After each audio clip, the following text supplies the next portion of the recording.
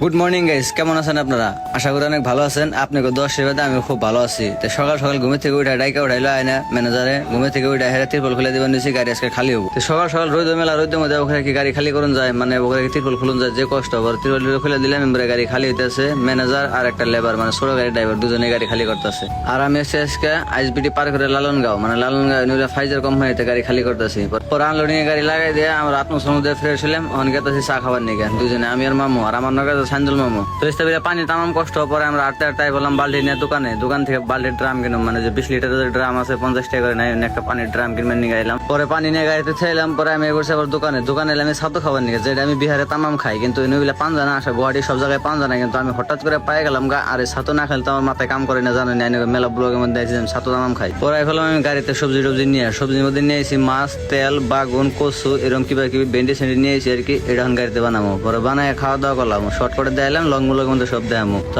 যদি আমার long blog দেখতে পারছেন তাহলে ইনস্টাগ্রামে হাইলাইটের মধ্যে চ্যানেলের লিঙ্ক দেওয়া আছে, অনুযায়ী চ্যানেলটা সাবস্ক্রাইব করে লং ভিডিও দেখে হন। তো আজকের ভিডিও কি বানাগলে কমেন্ট করে জানান। আর এমনি মিনি ব্লগ দেখতে পারছিলে তাহলে আমার ফলো করে রাখুন। তো আজকের ভিডিও শেষ করি।